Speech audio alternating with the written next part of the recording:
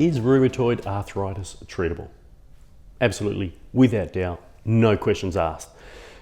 In fact, and again, well, let's look at it in two different ways. Firstly, are there many different medical approaches to the treatment of rheumatoid arthritis? Absolutely. You can go online and you can look at methotrexate or a whole range of other medications, non-steroidal anti-inflammatory drugs that are being used. And that's not what we really focus on within our practice, because we look at how to prevent, manage and alleviate the pain of arthritis naturally. And so there are a lot of different natural methods and approaches, including herbs and homeopathics and nutritional supplements and dietary changes and other lifestyle changes, including stress management and balancing a person's lifestyle. So there's a lot that can be done, and we encourage and provide strategies for that. I think the real thing I want to say in that short period of time is it's also not necessarily about treating rheumatoid arthritis. It's about removing interference to the natural healing potential of the body so we can self-heal, self-regulate and self-organize. And when we create an internal environment for the body to be able to do that, then the body actually can self-heal and treat itself, if you like. So it's an inside-out job.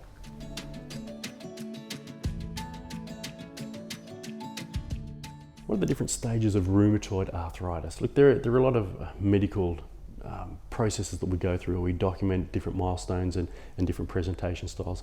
I think if we try and keep it really simple here, is we have our introductory processes where things just don't feel right. We know that we're out of balance in some way. We may be experiencing tiredness or fatigue. The body just doesn't do what it used to do, and then we see as the next stage inflammatory changes that might be in our hands, it might be in our feet. We find it uncomfortable to walk for prolonged periods of times or to use our hands, and so the next stage is where we see evidence of the inflammatory process and feel the changes within our joints and within our body. And then we also start seeing changes in other areas of our body, such as the organs and our emotional, mental state. We might have not only the pain but depressive episodes, and then we go to further changes where we see breakdown in the tissue of the body, cartilage being changed, and that will always follow where we see blood test changes as well. We take blood tests and we see things like rheumatoid factor or CRP, changes in the blood indicating the level and damage of inflammation taking place in the body. But it's a progressive process, but it's also a preventable process.